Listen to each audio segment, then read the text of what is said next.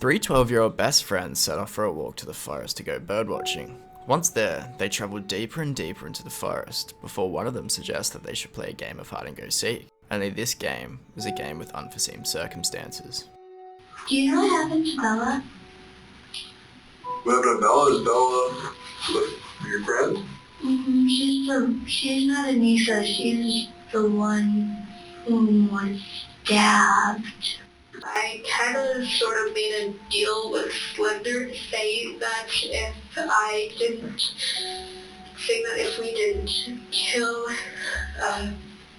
Bella, that he was either would or could kill our families and everything we love. 12-year-olds Morgan Gaser and Anissa Weir tried to murder their best friend Peyton Lorna. Why? Slenderman. So Slenderman is a supernatural creepypasta that was created by Eric Knudsen in 2009. It depicts a thin, unnaturally tall, mythical creature resembling a man with, the featureless head and blank face, wearing a black suit and tie. Now, apparently he can stretch and shorten himself at will and has tentacle-like appendages. Now, depending on what story you hear and your own interpretations, this creature can cause what is known as Slender sickness, which entails symptoms such as memory loss, insomnia, paranoia, coughing fits. Many stories also indicate that Slenderman can control your mind, especially those of younger children, due to their innocence and curiosity, ultimately leading down the path of discovering this noodle of a man. And I was thinking of it, he kind of reminds me, those blown up dolls in the wind, like the big stretchy boys, and they're just... Yeah, he kind of reminds me of one of those. Honestly, if you guys haven't heard of this creepypasta, I would be amazed. So, I remember playing the game when it first came out, and I was probably like 14 or 15 at my mate's house, and we were absolutely shitting bricks. The concept of this game was to go around the map and collect 8 pages before Slenderman finding you and ultimately eating and deleting you. Now, this game was a massive phenomenon and was a major reason why a lot of people experienced this creepypasta for the first time. Quick fact, the official website which this game was on crashed because so many people at the time were trying to download it. So the original depiction made by Eric was actually created for a Photoshop comp, and with no context at all, this would leave the creativity and imagination of people to go wild, and their own stories about Slenderman would spread like wildfire. With some of these stories garnering attention on YouTube, 4chan and Reddit, just to name a few, it's not very hard to think that these stories could leave a bad impression, especially on the young minds, and potentially eventuate into something bad. Which it did. 911. What's the address of your emergency? Waukesha County, Lindy. I'm transferring over a caller on Big Bend at the dead end just south of Rivera. Okay. Came upon a 12-year-old female. She appears to be stabbed. She appears to be what? Stabbed. Stabbed? Correct. Okay. Sir, you still there? Yes. Hi, sir. So, are you with this 12-year-old female? Yes, she says she's having trouble breathing. She said she was stabbed multiple times. Stabbed multiple times? Yeah. Okay, sir. Are you with her right now? Yes. Is she awake? She's awake. Is she breathing? Yeah, she's breathing. She said she can take shallow breaths. She's alert. Okay, stay with her. We're sending the police department. Don't hang up, okay? Okay. Okay. Hold on just a minute, sir. We're sending officers. Officer Dan Klein was the first to arrive on the scene, and he recounts that when he arrived, Peyton wasn't moving a whole bunch at all, and that the closer he got, the more blood he saw. When he approached her, he said, "Hi, I'm Officer Dan. Are you okay?" She replied by saying no. He asked, "Who did this?" And she replied with Morgan. Paramedics arrive at the scene and they're shocked at what they see. They remove all her clothes by cutting them, revealing the true extent of her injuries. She was stabbed in her chest, abdomen, arms and legs. The paramedics asked how long the knife was, to where she gestures with her hands, around 6 inches. So upon arriving at the hospital, her heart was working in overdrive. It was causing low blood pressure. Peyton was struggling to survive. Now, it was revealed that she was stabbed a total of 19 times, and her surgeon stated that if one of these stabs had have been the width of a hair length deeper, she would have died due to the knife puncturing the wall of a heart artery. So, due to detectives not knowing whether Peyton was going to survive or not, they were able to get a statement from her, and she stated that Morgan was in fact the one that stabbed her, and there was another girl there, Anissa. So detectives would next head over to Morgan's house, and the girls weren't there. Morgan's mum would say that she hadn't seen the girls, but nothing was abnormal with Morgan. The cops didn't say much, but told her that there was an incident and that one of the kids had gotten hurt. So next they would proceed to go to Anissa's house, and surprise, surprise, they didn't find him there either.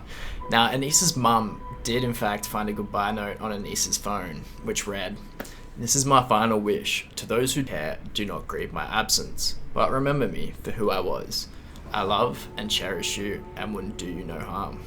So the sheriffs would end up locating the girls on the side of the freeway, which was a 5-hour walk to the other side of town. The sheriff would say that they were kind of dirty and covered in stains, but had a calm demeanor, as if it was a normal day for them. Now Morgan would ask if she was dead, and apparently didn't really care for the answer. Both girls were interviewed at the same time, but by different detectives. If you don't know, in the state of Wisconsin, you can interview minors without the presence of adults or guardians, and this does in fact work better. Do you know what happened to Bella? What happened to Bella? Is Bella your friend? She's not Anissa. She's the one who was stabbed. Stabbed? I'm not really sure. Is she dead? I don't know. She was taken to the hospital. Maybe no. What? I was just wondering. Alright, found you some water. Yeah. Are you doing okay? Are you warm enough in here? It gets kind of chilly because of the concrete and the marble and stuff. Can I ask a quick question? Sure. If I just wanted to know how far I've walked, because I'm usually not very athletic and just want to know. When you said you guys have been planning this from December, when did you decide that you were going to do this today? In December, she said. But how did you know that May 31st, 2014 was... We didn't know it was going to be May 31st. We knew it was going to be at my birthday sleepover. You have no idea how difficult it was not to tell anyone. So you guys decided a while ago that on the sleepover night that this was going to be good? Yes. Why do you think it was your sleepover night? Because we would all be together. It was a flawless plan, actually. Can we start from the beginning so you guys, this was a birthday party, right? Kind of tell me what happened. So, there's this website called the Creepypasta Wiki. Okay. It's full of, horror stories that are meant to purposely scare you through, online literature and all that. Okay. And there's one of them called Slenderman. Morgan said, "Hey, Anissa, we should be proxies." And I was like, "Okay, how would we do that?" And that was around end of December, beginning of January. Okay. And a proxy again, what is a proxy? It's a servant or an apprentice. Alright, so back in December or January, Morgan told you, hey, we should be proxies, type thing. Yeah. And you said what? I said, "Okay, how would we do that?" And she said, "We have to kill Bella." Okay. Okay, and do you know why she said that? Why she said that? Because we had to supposedly prove ourselves worthy to Slender. Why did you want to kill Peyton? It's not that we wanted to. Before you said it was necessary? Mm-hmm. Why was it necessary? Because Anissa told you that somebody told her or that it was necessary to kill. I was confused a little bit. What do you mean you're confused? I didn't really understand what we were doing, but I was the one who, final kill. I don't know if she's alive though. She's alive. Crying. Good. What do you mean you were confused? I didn't know exactly why we were. I really didn't want to make Anissa mad. It's, hard enough to make friends. I don't want to lose them over something like this. And I didn't know what happened if I didn't. Free, and it's our fault. And she said before we take full responsibility. So Morgan and I were also debating who does the deed, and at first it was me, but like I said, I was too squeamish and said, no, you do it.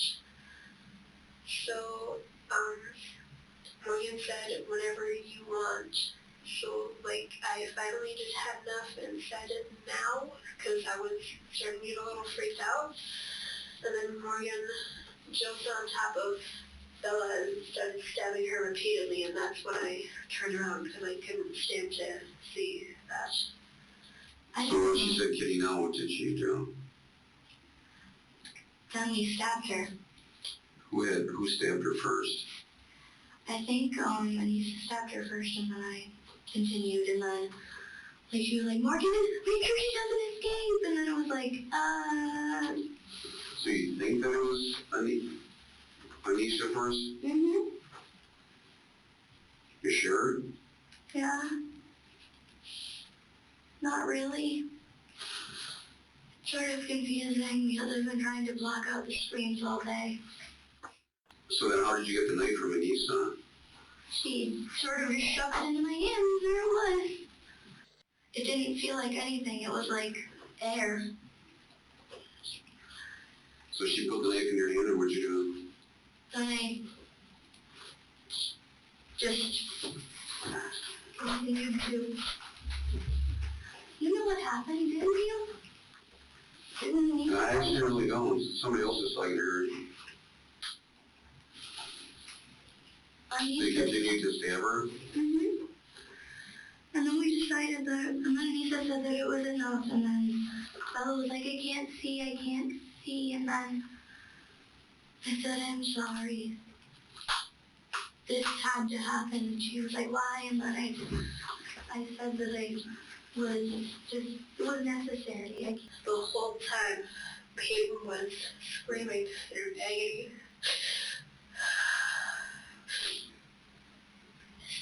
Saying stuff like, I hate you guys, I'll never forgive you, and I trusted you. Still, and, sorry. So we told her we were gonna get help, but we really weren't. We were gonna run and let her pass away. I didn't want to do this. Why did you do it then? I was afraid of what would happen if I didn't. I was hoping that if we played hide and seek, she could forget that. That who would forget? Anissa. She started was just like, now kitty, and then was like, oh my goodness, no. And I don't know what would have happened because Bella would have freaked out, and then Anissa would have freaked out at me, and then they would all be mad at me. And, I didn't want to get hurt. You didn't want to get hurt? Mm-hmm. Did you think about how Bella would feel if she get hurt? I avoided that thought. Anissa said something about us having to. She said, oh, and there was one thing I forgot to tell you. I kind of sort of made a deal with Slender saying that if we didn't kill Bella, that he either would or could kill our families and everything we love, and I don't want that to happen, so that's why I did this. So I asked for some water, and then we sat down and talked how far away we have to go. And then, why do you have to go far away? What was this discussion about? Supposedly Morgan found out that Slender lives in the middle of... Slender has this big mansion that all the creepypastas supposedly live in. Mm-hmm. And it's supposedly in the middle of Nicolette National Park, or Forest, or whatever. Okay. Up in Lulu, Wisconsin. Mm-hmm. So we were going to walk the whole way there, and I realized it's really, really far. How many stab wounds did they find? 19. Okay. Well, you counted 17. I can't explain why. Please don't cut off my head. Nobody's gonna cut off your head. So it's the 22nd of the 12th, 2017, and Anissa pled guilty to being a party to attempt second-degree homicide. Now, the jury found her not guilty by means of mental disease or defect, and she was given a sentence of 25 years to life, with the first 3 years being locked in confinement inside an institution, followed by communal supervision until age 37. Let's talk about Morgan. On the 2nd of the 2nd, 2018, Morgan was charged with attempted first-degree homicide. Now, she accepted a plea offer under which she would not go to trial and would be evaluated by psychiatrists to determine how long she would be placed in a mental institution for. She was found not guilty by reason of mental disease or defect and was diagnosed with schizophrenia, which her father also suffered from. She was given a maximum sentence of 40 years to life, with 3 being locked in confinement. She now currently serves in a mental institution until complete resolutions of her symptoms, or until age 53. Yeah. So, fast forwarding to September the 10th, 2021, and Anissa was released, with multiple stipulations, which included 24-hour GPS monitoring, requiring her not to leave the county without permission, internet usage which monitored, and no social media. She also had to be escorted personally to her counselling sessions with a caseworker, and was required to live with her papa. Now, before I end this video and we all go on our merry way, I thought I should just clarify in case anyone was in fact still wondering, Peyton did survive, and she's doing good. She's at college at the moment studying medicine, so let's go Peyton. I was also trying to summarize like a good way to finish this video, and the only thing I kept thinking was just how sad this shit is. Like, it wasn't the first time I've heard of this story, well, not story, but it wasn't the first time I've heard of this, and yeah, it just hurts my soul a little more each time. But yeah guys, if you've made it with me this far, I appreciate it. Let me know what you think. Catch you guys next time. Ciao.